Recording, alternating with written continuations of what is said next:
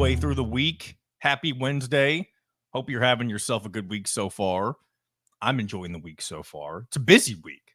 Things are finally starting to kind of set in. It's like, okay, sports are here, man. There's a lot going on, a lot to keep track of. And yeah, I'm still feeling good. Excited to be here as always. Welcome into another edition of In Touch with Indiana Sports, powered by HoosierIllustrated.com. John Alden with you as always. And joining me today will be, we got first duo guest episode of In Touch with Indiana Sports. And it doesn't mean I'm having two people on at the same time. No. Alec Lasley will come on to talk a little Indiana football and some Indiana basketball recruiting. And I also had the pleasure of being joined by Mr. Bob Kravitz of bobkravitz.com to talk. I wanted somebody who I knew I could talk a little bit level-headedly about with the Tyreek Hill situation, because I know I kind of briefly talked about it on Monday, and I knew I was probably going to need to address it again in some way, shape, or form. And I guess I don't need to, but, you know, it's definitely one of the bigger stories around sports in general, and definitely in the NFL over the past few days, of course. So I definitely wanted to pick his brain on that, talk a little bit about the Colts as well. And that's what I've got in store for you today in terms of, you know, some guests. And again, I know I've said before, I want to do multiple guests every once in a while. It won't be all the time. It'll be, you know, just kind of whenever it fits into the show plan for what I've got, you know, put together for us and that type of thing. So hopefully you guys enjoy those things today.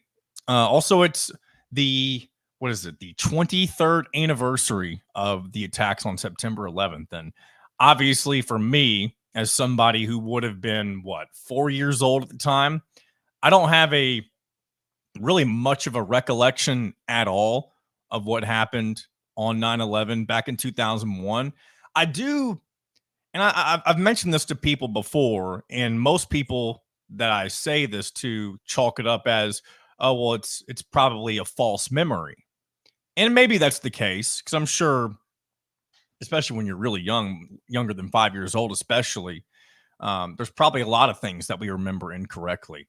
But for some reason, my only recollection of 9/11 when it happened, again, may not even be true, but it's just something that I always think about whenever this day comes around, because everybody always thinks, where were they whenever this took place, that type of thing. And for me, I feel like I was sitting in my grandparents' living room watching it on the news with them. And again, not intently watching. I was a 4-year-old. But that's the extent of what I feel like was my recollection of what happened on the day. Because again, when you're that young, you barely remember anything. You just see something that maybe looks a little off, but you can tell it's important whenever you're at that age, I feel like. But again, maybe I am remembering this incorrectly, because again, false memories definitely do play a part in stuff like that. But hey, I know my grandparents sometimes listen to the show, or maybe they listen all the time. Feel free to shoot me a text, and maybe you remember me being there, and confirm or deny what I'm talking about is true. But I know there's plenty of you out there that know exactly where you were during the events of September 11th in 2001. And I'm sure if you were older, and as you know, especially in school, or you know, even living close to the New York City area, or even in New York. Obviously, I don't know many people who live in New York specifically, but if you happen to be somebody who lived there or near there at the time, I'm sure it affects you, you know, a lot more closer to home than somebody like me who was just a child and had no true affiliation with what happened on September 11th. So if you are listening or watching this, and you know it is something that deeply affects you, then you know I hate that for you. And I hope that maybe over the years you found peace with it. And, you know, that's about the extent of what I could say. I don't want to say more than I need to, just because, again, it's not something that other than what I've already mentioned, there's really not a lot for me to elaborate on it about. But I did want to bring it up today, because I do know it was obviously a very important and crucial moment in the history of our country and that type of stuff. So moving forward, speaking of important things going on with our country, anybody watch the Kamala Harris Donald Trump debate last night? I'm kidding. We're not going to talk about that. I did watch very brief moments of it. And let me put it this way. I am somebody who I don't put my happiness, my well-being, any of that stuff on who the president of the United States is. I have a preference, but at the same time, if it's not my preference, I'm not somebody who's going to let it ruin the next 4 years of my life, you know. And I do wish more people, you know, live their life according to that. And I'm not saying that my way is the best way to do it. I just feel like I'm a much happier human being not caring about that as deeply as other people. And obviously it matters, but I don't think people should let their lives be damaged as much as it seems like it is on social media, because my gosh, it is a cesspool on Twitter, Facebook, and particularly not even necessarily, I was going to say with older people, but I see a lot of people my age, more so than I used to, kind of being over the top with certain things. And I don't think I'll ever be like that. And I hope I'm not, because most people that let it consume them, I feel like they're just unhappy a lot of the time. And I don't want to be like that. So I watched some of the debate purely for entertainment. And maybe that makes me uninformed or stupid, whatever you may want to throw at me for that. But I turned it on for maybe 10 minutes last night simply to listen for a funny soundbite or somebody say something stupid. Excuse me. And I did get a little bit of that. And I think the one thing that stood out for most people, if you did watch it, was there was something said about people eating dogs in Springfield. And I don't really know where that came from, but man, some of the things that come out of these, the different debates is obviously comical to me. Maybe it's not funny to you. Maybe you think it's embarrassing for our democracy, and that's the case. Then, you know, you do you. I don't want to tell you how to live your life. I'll just give my perspective on things from, you know, every once in a while. But either way, we'll go ahead and shut the door on that. I did want to give my brief 2 cents on that, just because obviously it is a talking point, not a sports talking point, but it is topical. And I had some thoughts on it a little bit. So we'll move forward from that. Subscribe on YouTube. Subscribe to Hoosier Illustrated. Subscribe to Hoosier Illustrated on YouTube. Mentioned on Monday, we're trying to get to 500 subscribers. So if you have not done that yet, please do so. If you don't mind, if you want to, if you enjoy the content that we put out on this channel, whether it be this show, the Talking About the Hoosiers podcast, any of our press conferences, any of that stuff, the live post-game show reactions, hit that subscribe button on YouTube. It greatly helps us, of course. And, you know, like the videos that you enjoy watching, share them if you feel so inclined, leave a comment, all that good stuff, because that can only help improve our channel as we move forward into the rest of football season, basketball season, and all that good stuff. So appreciate you. I appreciate you. Man, I feel like I'm not stumbling, but I feel like I'm saying words weird this morning. So I appreciate you for checking us out today. And I think we'll go ahead and transition into our first guest segment of the day. Going to bring on Mr. Alec Lasley of HoosierIllustrated.com. Talk a little bit about Indiana football and their upcoming matchup with UCLA this Saturday. Pivotal matchup, of course, as we talked about for a while now. Even in the weeks leading up to the season, we've kind of pinpointed this game as a big turning point for this Indiana football season. So without further ado, Mr. Alec Lasley. Joining me now, once again, the publisher of HoosierIllustrated.com, Mr. Alec Lasley. Happy Wednesday, my friend. Welcome back to In Touch with Indiana Sports.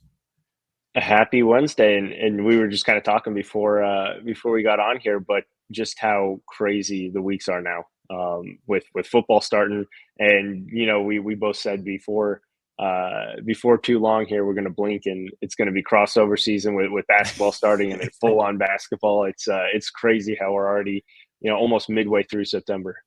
I mean, you think about it too, right when we get to the midway point of the Indiana football season, they have the bye week, of course, but then right after that, you have the Nebraska homecoming game, which may end up having higher stakes than we realize right now.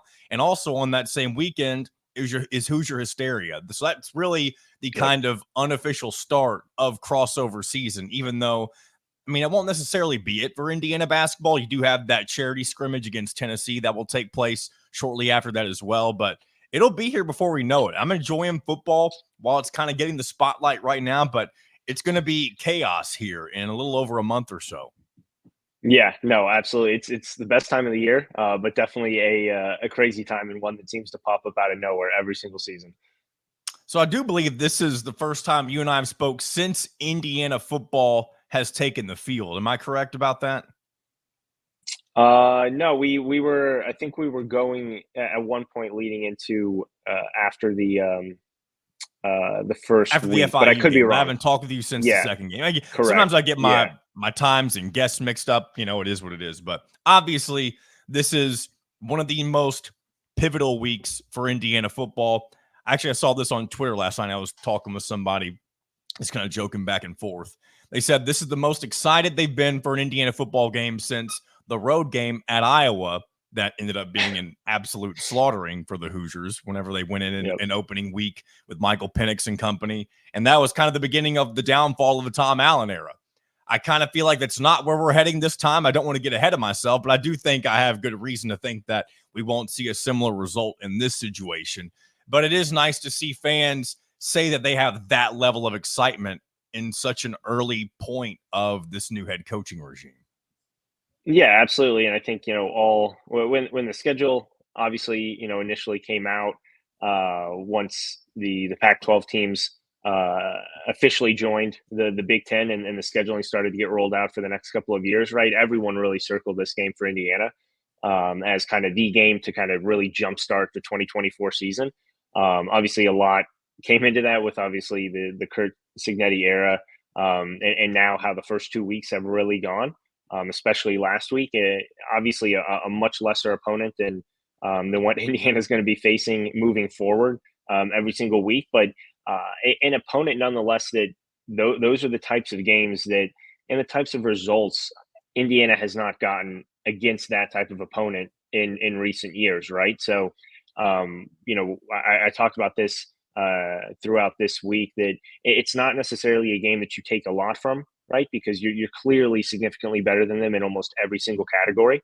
But it's one that you also just can't throw everything off to the side and not take anything from, because again, you don't score 77 points without being extremely crisp and effective in almost every area, and you don't only give up 3 points if you're not extremely crisp and effective in seamlessly every single area. And more so, it's the mental toughness and the ability to really stay on the all phases of the football. Right, it's something that Kurt Signetti and even the players talked about after week one, is after they jumped out to that large lead at the end of the first quarter, definitely took their foot off the gas, and they really kind of struggled to get back into a rhythm, albeit the game never being close in that season opener.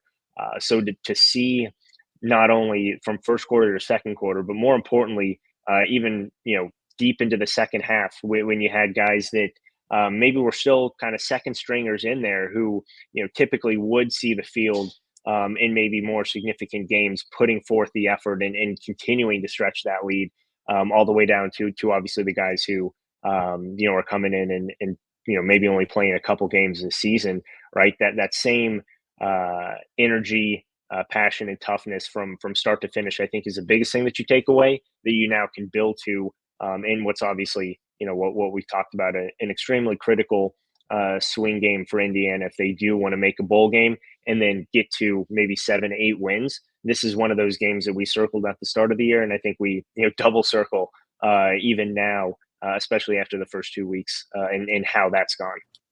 Yeah, this is almost kind of like a bar raiser type of game. If you come away from with a dominant performance, and you don't have to win the game by 50 against UCLA, but if you comfortably cover the spread, which I believe right now it's at 3.5, something along those lines, which first of all, that in and of itself is kind of surprising just when we think about what we're used to seeing from Indiana football. And that's Yeah. solely based on the fact that they've put in two really good performances, whereas in the past, maybe Indiana does still beat those two opponents, but they do it a little less handily than they did. So if Indiana is able to not only beat UCLA, but beat them by maybe, I don't know, let's just say 10 to 14 points, something along those lines, then I think at that point, the fan base, the program, the administration, really everybody involved, that's when you can kind of say, okay, everything that Kurt Signetti was talking about at the beginning of the season really is kind of coming to fruition in a way, and we can start to raise expectations for not only what this season can be, but maybe what the program can be looking forward. And I don't want to sound like I'm getting too far ahead of myself, but it's just the program, the team is already giving off kind of this aura that there's something different about it. Like when you watch the game, the level of execution is just something that we're not used to seeing. And maybe we saw glimpses of it a few years back in the 8-4 season and especially the 2020 season, even though a lot of people kind of say that is a fluke at this point. I don't really like to use that term necessarily, but it's just something that a lot of people who are invested in this Indiana football program and watch it week in and week out each and every year. I don't think I'm too out of line in saying that it's not normal what we're seeing right now for Indiana football, even though the caliber of opponent isn't what they're going to see isn't what they, I guess, I was saying it right the first time. The caliber of opponent they've already placed or faced against isn't what they've seen this Saturday or even in Saturdays to come this year. Yeah, absolutely. And that's why I think it's, so critical to obviously take that next step. And it doesn't matter, again, kind of how they win this one. It's more so that they do. And if they look like they have the first 2 weeks, right? I mean, obviously, the level of opponent is going to go up astronomically from last week and even greater from the week prior. But this UCLA team still has a lot of different question marks around them, right? They've only played one game. They have a brand new head coach, an entirely new roster almost from last year and the years prior, right? So there's not a lot of film on exactly what they're going to do, what they look like offensively and defensively, right? I mean, they struggled for a large majority of that game against Hawaii. Obviously, we're able to come out with the win, but it's a team that you don't know a whole lot about at this point. So for Indiana, right, going in there, first road game, first Big Ten game, there's always more expectation and more energy around that type of an environment.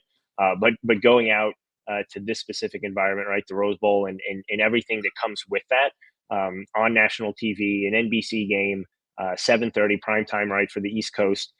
There's a lot that goes into this where now it's not just the UCLA fans and the Indiana fans that are really going to be able to tune in. There's now a lot of talk about, right, again, primetime NBC. There's going to be a decent amount of eyes on this game, and if you're able to put together a performance that is respectable, and one that again builds off of the momentum that you've put forth and kind of set with these first 2 wins, that's going to go a long ways in not only continuing to build this momentum for the whole season. And right, it's not talking about you winning 11-12, even more than that, right, in terms of games, but it's in terms of the not only expectation but the level of confidence that you get from these players, but it's also just the national perspective, right, of what you're able to do. If you're ever able to go on the road in your first road game with a first year head coach at a Power 4 level and win that game, no matter who you're playing, right, that sets the tone for the rest of the season.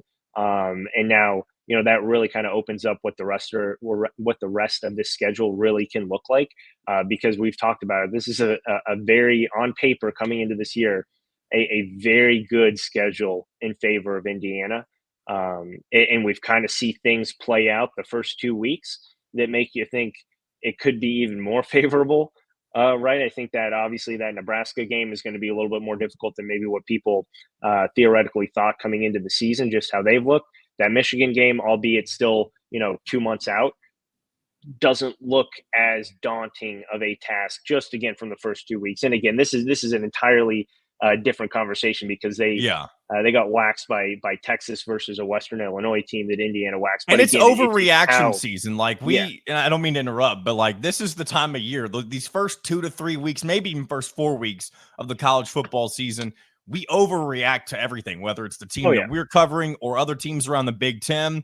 I mean, I overreacted to Iowa putting up 40 points against Illinois State in week 1. I thought maybe their offense was fixed. I got high on them, bet on them to cover against Iowa State, and they let me down. I still went 3 for 4 in the betting picks, but that was the bet that I was the most confident in last week because I just thought, okay, Iowa's going to take that step forward, and they usually take care of business against the Cyclones. But yeah, back to whatever you were saying. Just wanted to throw that in there real quick. Yeah, no, absolutely. And again, it is right. I mean, you can't take anything from the first week. You really can't take anything from the first 2 weeks, and you can't really take anything until you actually get into conference play, right? Unless you're playing some of these big time non conference matchups. But again, it just goes to the fact that there's still a lot wide open in the rest of Indiana's schedule. Whereas if you're able to actually go in and continue this momentum, um, not only from a national perspective, but just locally, right? uh, a lot's going to change moving forward if you're able to win this game. And it's not because UCLA is a traditional power. It's just everything that's kind of gone on over the last, I guess you could even say the last 3 years, because right, because this is a game that Indiana, I think everyone would say would not go out and win 3 years ago, 2 years ago, last year. But for some reason, just everything that's kind of coincided with Kurt Cignetti's hire, everything that he said, everything that happened this offseason, right? Some of the recruiting momentum that he's built, obviously the coaches that he brought over, and then the way that they've looked in the first 2 weeks and building from week 1 to week 2 and exactly where he wanted to improve on. I think that's why there's so much expectation for this week and then clearly moving forward. Well, even if you look at UCLA, and I pointed this out, and maybe I shouldn't worry about this as much or think about it as much, but for some reason, Deshaun Foster, he's really the antithesis of Kurt Cignetti. He doesn't exude a lot of confidence. I decided to look at his press conference yesterday just to hear what he had to say about Indiana. And maybe he just doesn't like talking to the media. Maybe I'm prematurely judging his coaching ability strictly by the way he handles himself behind a microphone. But anytime he's asked a question, he gives short 2, 3, 4 word answers. He doesn't act like he really wants to be there. I just don't get how anybody at this level of a Division I football program could. I feel like you kind of have to have a certain personality, if that makes sense, to be the head coach of a power Division I football program. And I know UCLA is not like Oregon or something along those lines, but there's something that I feel like players tend to take on the personality of their head coaches, right? We saw that with Tom Allen. I think we're already seeing that with Kurt Cignetti. And I think you probably will see a little timidity from UCLA whenever they're in bad situations like they kind of were in against Hawaii in week 1. And so if it comes down to that type of a factor in what many kind of consider a coin flip game, I'd take Indiana over UCLA based on that metric alone. And maybe that's something stupid to base it off of. But there's just something about Deshaun Foster it's very different when it comes to this level of college football head coaches. Yeah, I agree. I mean, everyone remembers the frozen moment up on stage at the Big Ten Media Days, right? That really, unfortunately, set the tone for what this UCLA football team was going to be.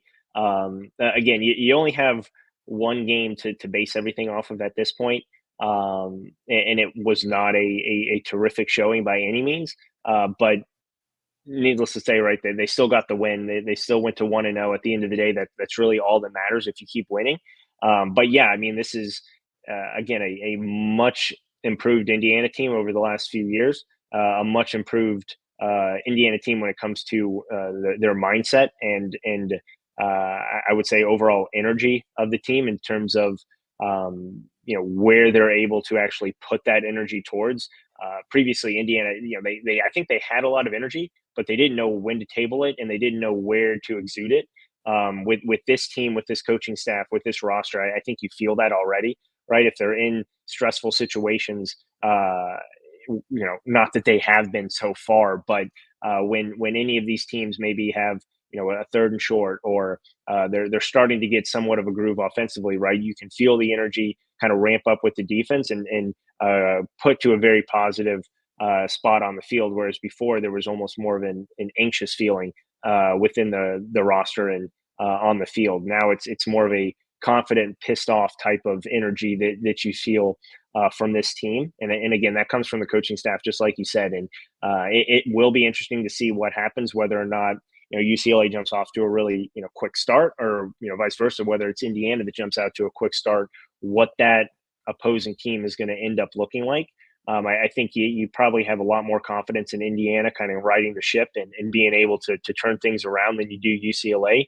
But again, it's based off of a couple bad Mike moments in one game in the Deshaun Foster era, but still not a great start when you're trying to obviously predict some of this stuff moving forward in a setting that he is yet to experience as a head coach. Yeah, it'll be interesting to see how it plays out because, I mean, you talk about the fast starts. I mean, Indiana through 2 games has been one of the more crisp starting teams, really, in all the Big Ten and just kind of putting points on the board early. But the one thing they've also been pretty consistent at doing through 2 games is not closing out the first half. So it'll be interesting to see if they do find themselves in a close game, if they're able to kind of bow up and not allow a late score by UCLA in this Saturday's game, and just see if they can kind of take that step forward. That seems to be obviously getting the win, but seeing if you can improve in that department specifically, that'll be something to keep an eye on for Indiana football fans as they head into the game this Saturday. Like, let's transition a little bit into some basketball. I've been kind of not avoiding the basketball talk, but there's just been so much football stuff to react to, especially with not only Indiana. We had the Notre Dame upset this past weekend. The NFL's back. I'm going to talk with Bob Kravitz about Tyreek Hill here in a little bit, just because that was kind of a crazy situation. But a couple of names to watch on the recruiting trail for Indiana basketball as we still find ourselves in the offseason, inching our way towards Hoosier Hysteria in mid-October. Yeah, so I mean, obviously you have the core group of big names, right, with Jalen Harrelson, Trent Sisley, Braylon Mullins, Mikel Brown in there as well, and then Bryson Tiller, right? Those are kind of the core group of guys that have really been names that Indiana's been involved with for quite some time that you continuously hear. Jalen Harrelson, right, obviously just had his visit to Indiana. That continues to move in a very positive direction for Indiana in terms of their ability to land him. I think that's kind of been more on the uptick over the last 6 to 7 months than it was previously. For any kind of point guard, for any kind of guard in general, right, there's a lot of still momentum in terms of coming off, obviously, the Jalen Hood-Schifino season. Had a little bit of a down year last year in terms of overall guard production, but you were able to see, right, what Trey Galloway was able to kind of develop into, and then move into this year, right, where you have Canyon Carlisle and Miles Rice, 2 guys who obviously are bound to kind of take leaps and bounds about what they did the previous season in the Pac-12. So there's a lot of confidence that as a guard, you're going to be able to come into this offense and produce, and at least have the keys to start, as a freshman, or at least produce as a freshman, right? Even going back to Gabe Cup. So Jalen Harrelson sees that. He sees the ability to kind of maybe take over this offense a little bit. And I think you're going to see this year a much more NBA style offense from Indiana, because you do have those talented guards, much more what you saw 2 years ago versus last year. When it comes to kind of maybe some potential newer names right on the radar, not necessarily a new name. Indiana offered him a little over a year ago, Eric Reed, but 4-star center, originally from Germany, came over. He's in the Maryland area now, but a 7-footer, not sure prototypical 7-footer, right? A guy who can come out, step out, produce from the perimeter. Really good on both ends of the floor, inside the paint as well, but much more of a, I guess, hybrid center that you would see in today's day and age, in today's game. Much more of a fluid athlete, guy who has a lot of really good touch around the rim as well, and not a true, body banger that you would necessarily see maybe 5-10 years ago, or even still kind of currently in the Big Ten. Indiana sending a full staff to see him today. A guy who actually moved up his official visit from beginning of October to September 20th. So he will be on campus with Braylon Mullins. He will be on campus with Trent Sisley at the end here of September, coming up next week. So critical next 2 kind of touch points for the Indiana coaching staff today and then next weekend to be able to really kind of change a little bit of the momentum in this recruitment. A lot of buzz around Kansas right now, and kind of having him step in for Hunter Dickinson.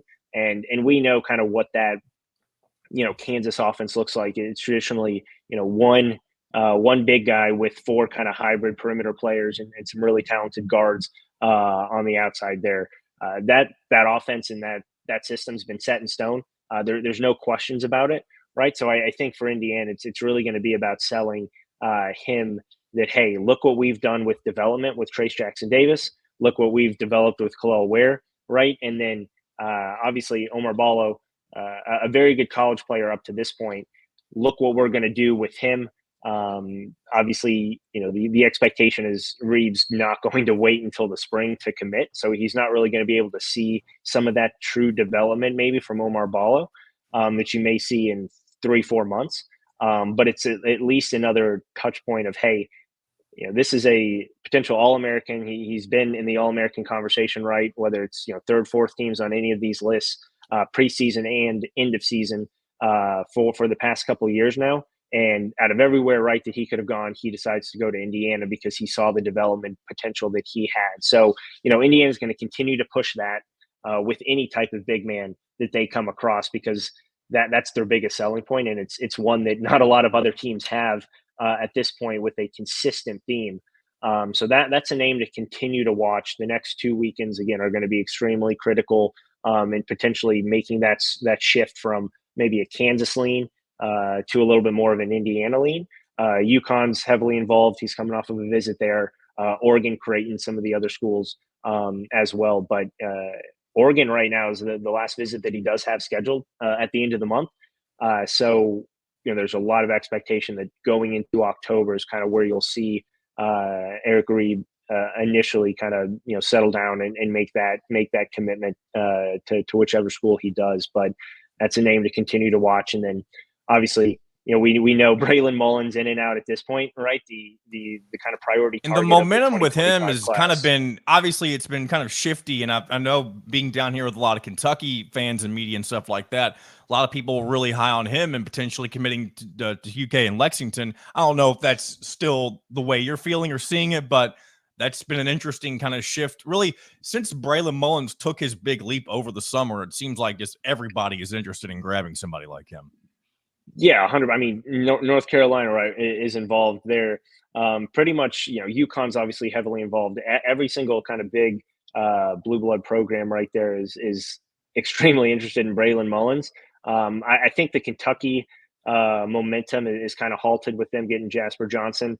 Not sure, how those two specifically fit together.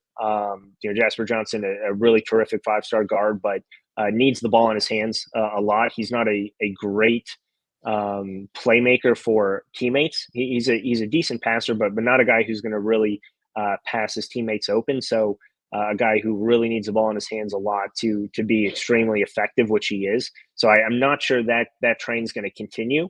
I think at the end of the day, it's going to come down to still UConn or Indiana, right? I mean, you've seen what UConn's been able to do with all types of guards, whether they're extremely athletic, whether they're just gritty and tough, whether they're tall, whether they're short or long, athletic, whatever the case may be. They have a system in place for any sort of guard to go there.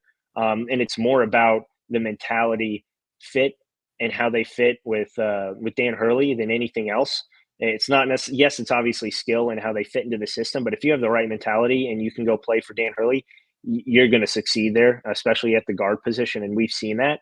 And then obviously with Indiana, right, the hometown pull, the desperate need for playmakers in the backcourt, but more importantly, guys who can just flat out shoot the ball, and that's their big pitch, right? I mean, I think at this point it's probably going to come down to those two, but you still can never count out at this point in his young career here, Mark Pope.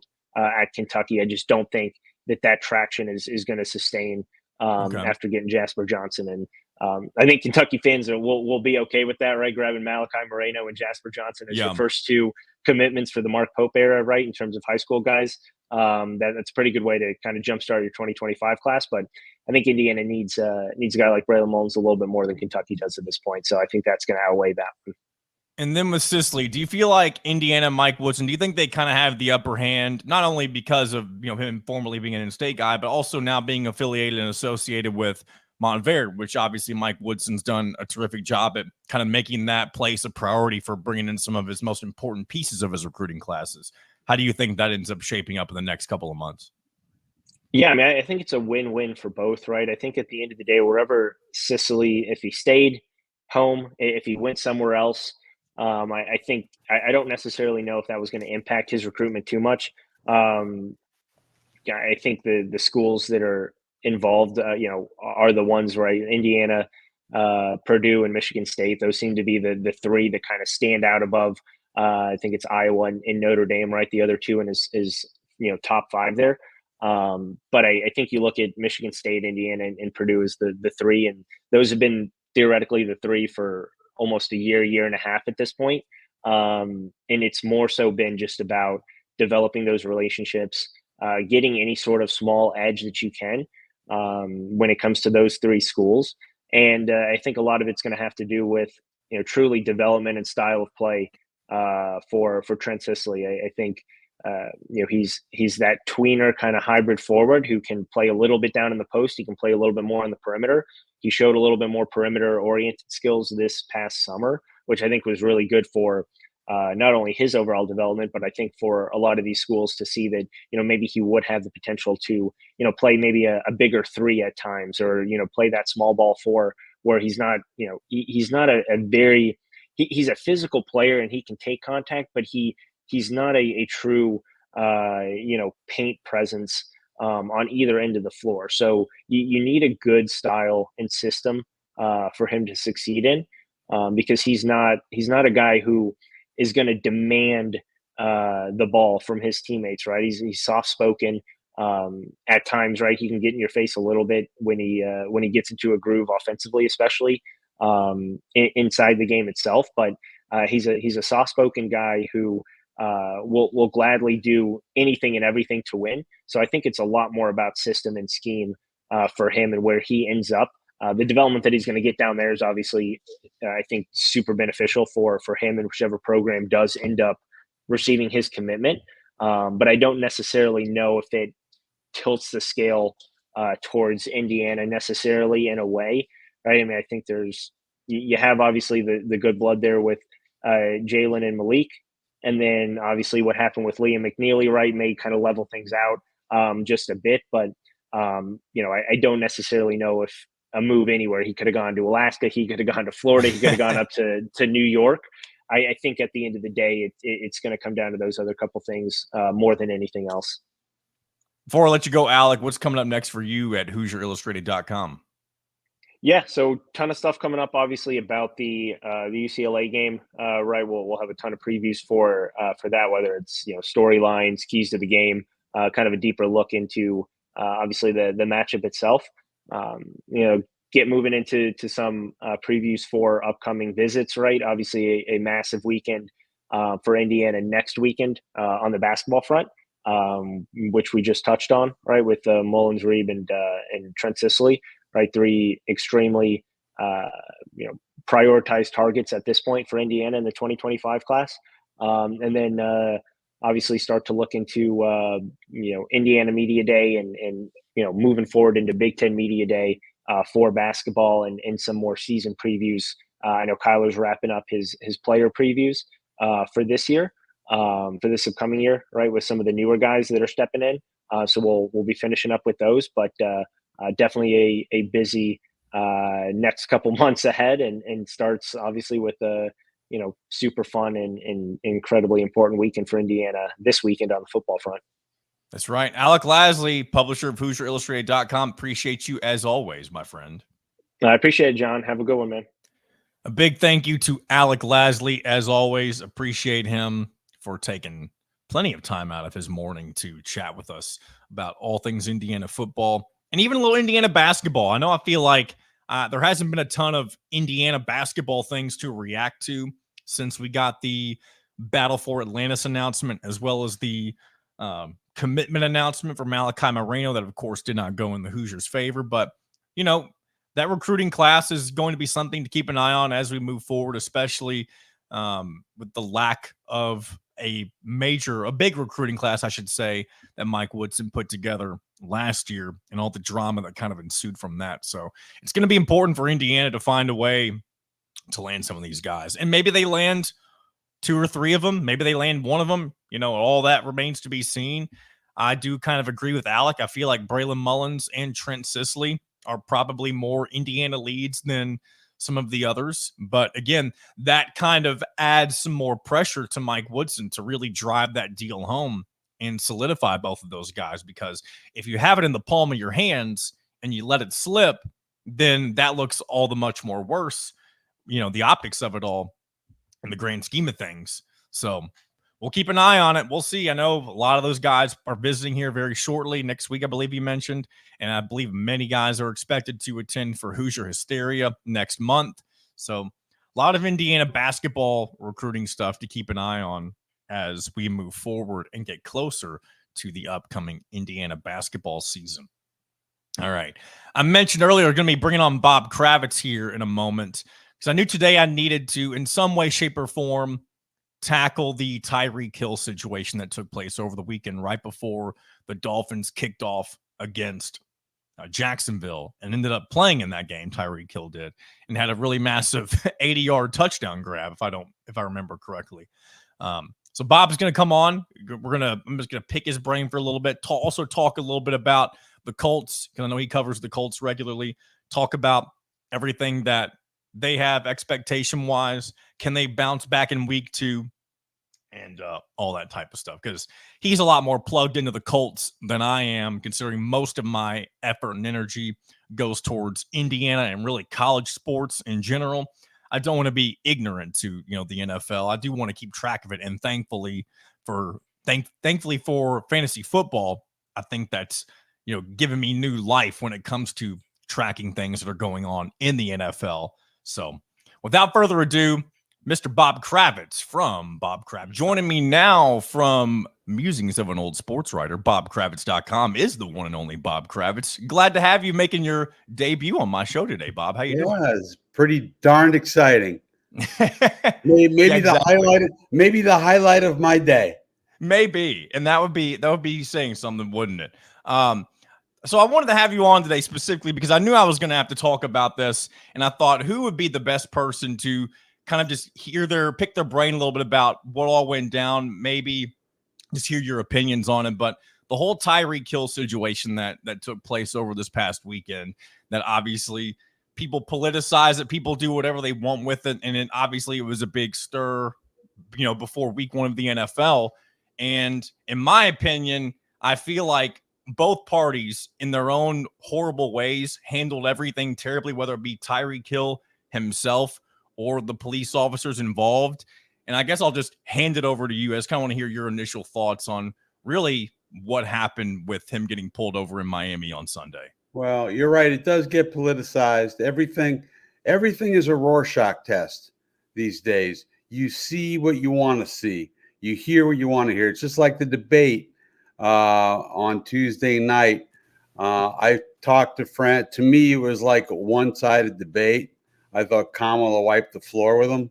But, you talk to your Trump friends and they think Trump did exceedingly well. So I think for people with a certain political, cultural mindset, this was all on Tyreek Hill. He didn't respond the way the police officer wanted him to respond. I'm with you. I think both sides handled it very sloppily. I thought Tyreek could have rolled his window down and been more accommodating to the police. I know that when I've been stopped for speeding, I'm always on my best behavior. I can't imagine what it would be like for a young black man driving a Lamborghini or whatever he was driving. Which is what I drive as well. People don't know that, but do you know? No, Honda Civic actually, but no, it was bad form by both sides. I think this will probably, instead of turning into some civil rights thing or turning Tyreek Hill into some sort of martyr, which he is not, I think we need to chill out and understand that both sides misstepped here, and it rose to a level it never needed to. Yeah, and on you already mentioned what Tyreek Hill did. He could have been more compliant and that type of stuff. But the police officer's job, whenever you're in a highly contentious situation like this, I feel like is to be more of a de-escalator. And instead of finding a way to de-escalate the situation, they almost let their emotions and frustrations get the best of them, which that can happen, but you still have to be aware of yourself and your situation and not overreact the way in which they did to create this situation. And thankfully, they had their body cams on, because if you remember the Scotty Scheffler situation from a few months back, that was part of the problem with that investigation. The officer didn't have their body cam on. Right. And so there's so many things that I guess went right, but also went very wrong. And it's a shame that we still see situations like this. And I know not everybody's perfect, but to see it play out the way that it did, it unfortunately caused even more of a divide than we already have right now going on, whether it be sports or politics, whatever it may be. Yeah, I've never been pulled over for driving while Jewish. So I mean, I can't I can't understand what it's like. I've talked with my friend Stephen Holder, who's literally in Miami when he lived down there, had guns pulled on him while he was traveling with his family. I mean, I don't know what it's like for a black man in America in any circumstance. I'm sure that Tyreek felt a certain dread and fear that maybe I wouldn't feel. Maybe he was more defensive. Or maybe that it was a targeted pullover. I mean, maybe that wasn't what it was, but he could have been thinking about in that way, shape, or form. Right. I mean, I guess he was going 60 and a 35 or something, which is not good. But, it wasn't like he was racing or anything.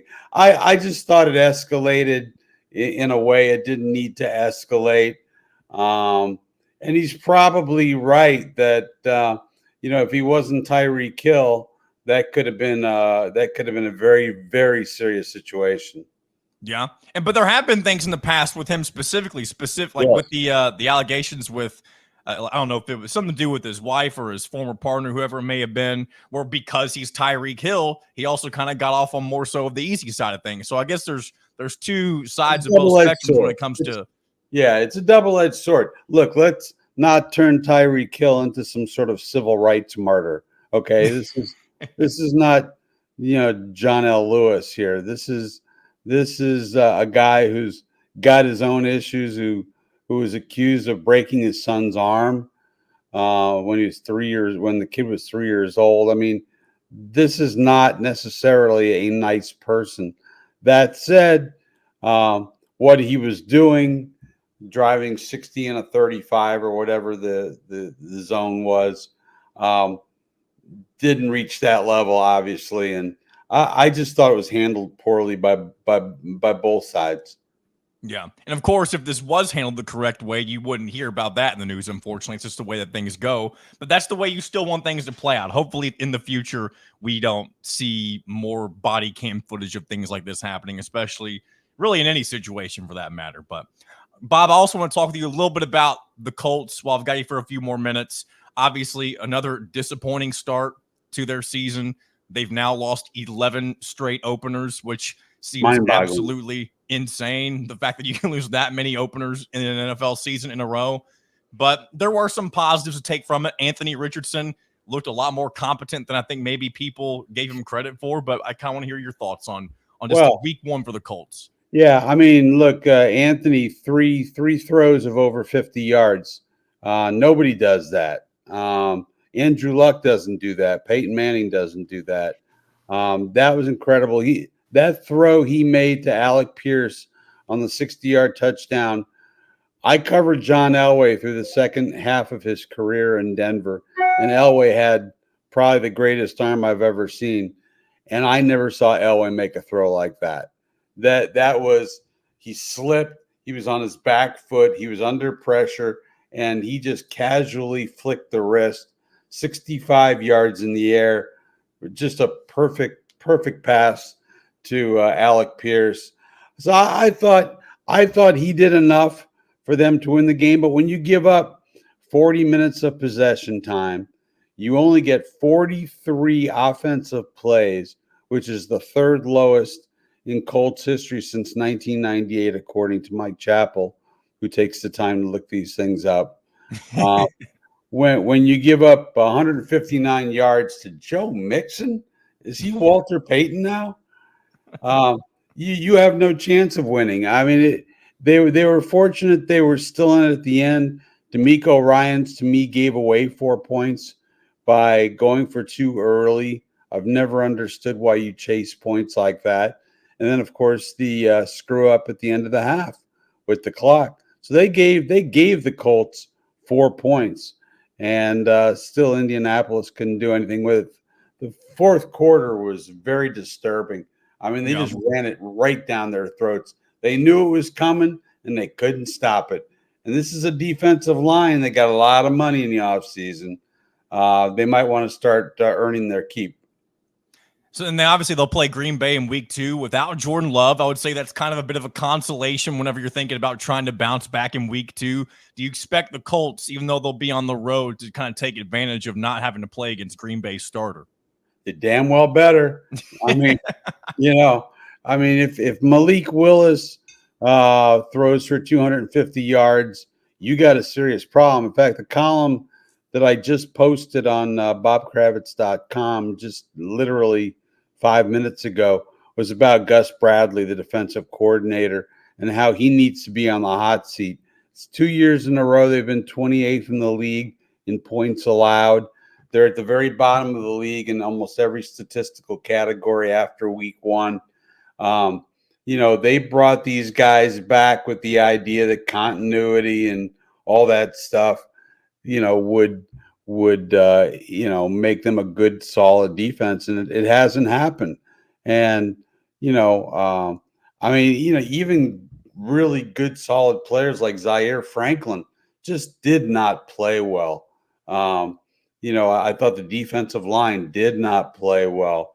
When your two safeties, Cross and Blackman, lead the team in tackles by a lot, that's a bad sign. That's a sign that they're getting into the second level.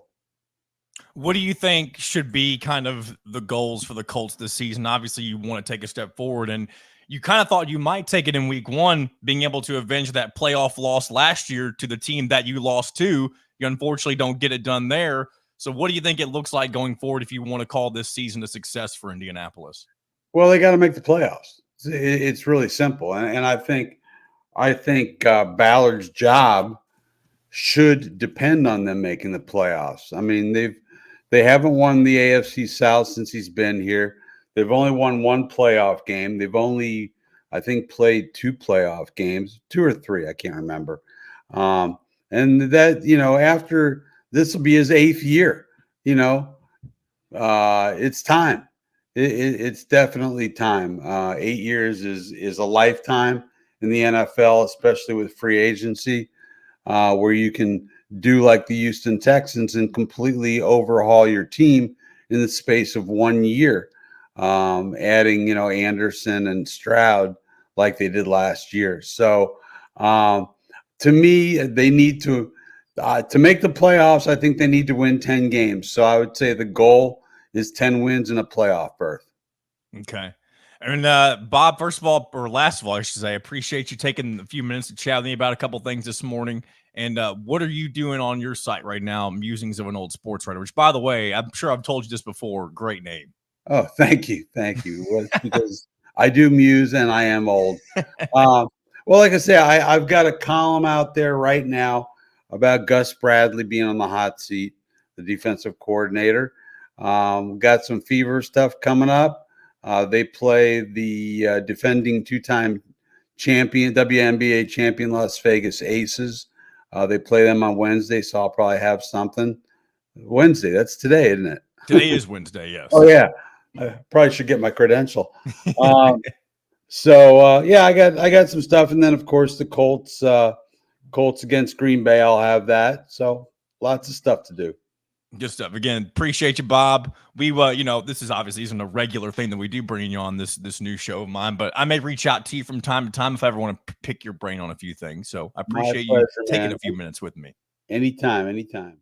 Big shout out to Bob Kravitz for taking some time out of his busy schedule, I'm sure, to give little old John Alden some time to talk a little bit about some of the big issues going on really with the NFL or in sports sometimes. And I've had good conversations with him in the past on a different show before, and just very grateful for him being able to take the time. And I know he'll, he'll throw me a bone on occasion whenever I want to talk to him about something. So big thanks to Bob Kravitz once again for chatting with me on today's show.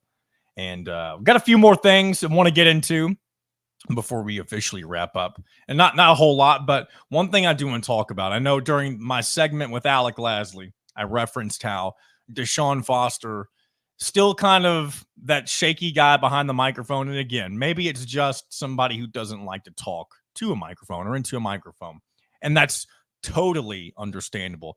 Even though that this is what I do for a living now, this is something that I feel like until you do it on a regular basis, it can be pretty intimidating, especially if you don't care whether or not that you ever get good at it, if that makes sense. But during his media availability, Deshaun Foster's media availability earlier this week, talking about Indiana, first of all, the press conference was only 3 minutes and 40 seconds, which is very short for something like this. And he gives very short answers. You can tell he doesn't want to be there or do it, but I'm just going to play one right here and just kind of let you guys hear exactly what I'm talking about, just in case you've never gotten the chance to hear the way that Deshaun Foster kind of is behind a microphone. So here it is. They scored 77. What's the strength of their offense? I'd say the quarterback. And that's all he says. The guy asks him or mentions that Indiana scored 77 points, which obviously was a school record. I don't know if he's aware of that. Maybe it doesn't matter to him. And they ask him about the strength of the offense, and he says their quarterback. And I don't want to act like the dude doesn't know what he's talking about, but quarterback play's been fine for Indiana. But the big storyline's been the offensive line and the run game. The run game has been Indiana's calling card through 2 games. And again, I don't want to – actually, I am going to go there. I don't think this UCLA team's very good. And I think Indiana should take care of business on Saturday. And maybe I'll eat crow for this on when we get to the post-game show this weekend. But there is absolutely no reason that Kurt Cignetti and his team should not return home with the victory. Because I don't think Deshaun Foster is going to end up being the guy at UCLA for very long. I'm sure he'll get all of this year, and depending on how it goes, maybe a second year. But ultimately, this guy was, I know he's the full-time head coach, but this guy was a last-minute replacement for Chip Kelly. And I say last minute. They could have probably done a little more digging if they wanted to, considering it wasn't like right before the season started. But to just give an answer like that, it clearly shows that either you just don't care or you haven't looked at the tape yet and you're just saying something like to just throw out, the quarterback's the strength of their team and not elaborate on anything. Again, I'll just leave it at that because it's crazy to me that this guy is the head coach of a D1 program and he just doesn't carry himself in that manner. And who am I to say how somebody should carry themselves as a head football coach at the Division I level? I've never done so, but I've just never seen somebody like him, be that way. And again, he's not doing anything wrong in terms of being himself, but at the same time, I just don't think he's going to end up being a very good head coach. And I think this should be Indiana taking care of business this Saturday as they face the Bruins down in Pasadena. All right, one last thing before we wrap things up.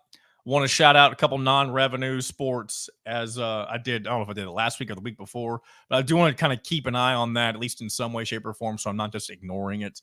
And I'm going to start with men's soccer, and this is not so much of a shout-out as it is more so a disappointment because they're 1-2-2, and they are not off to the start that the Indiana men's soccer program is known for having.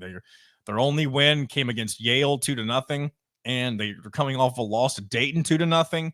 And again, I don't know a whole lot about the Dayton soccer program, but usually Indiana takes care of those teams. I know they played good teams like Notre Dame, and they drew in that match and lost to St. Louis as well. But this is not the standard of that Indiana men's soccer is used to. And again, bad seasons happen. Maybe this ends up being just one of those seasons for Todd Yeagley and company.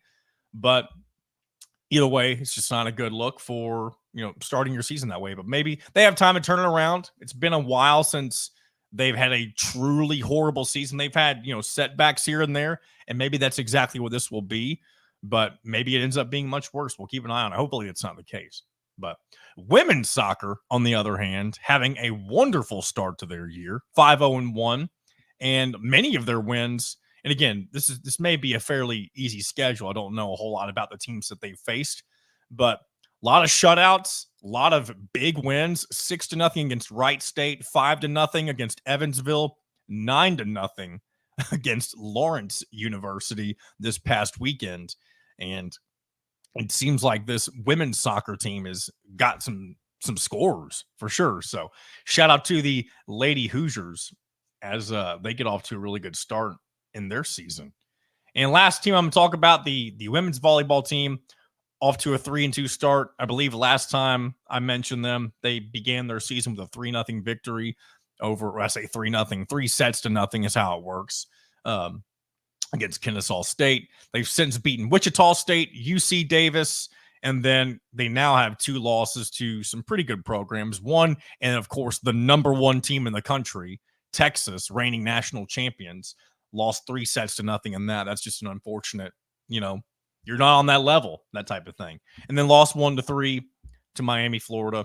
And they now host Chicago State and Southern Indiana, as well as Ball State in the Indiana Invitational in Bloomington later this weekend. So hopefully that gives the Hoosiers a chance to add a few more wins to their record before they get into the bulk of the rest of their schedule. So there you have it.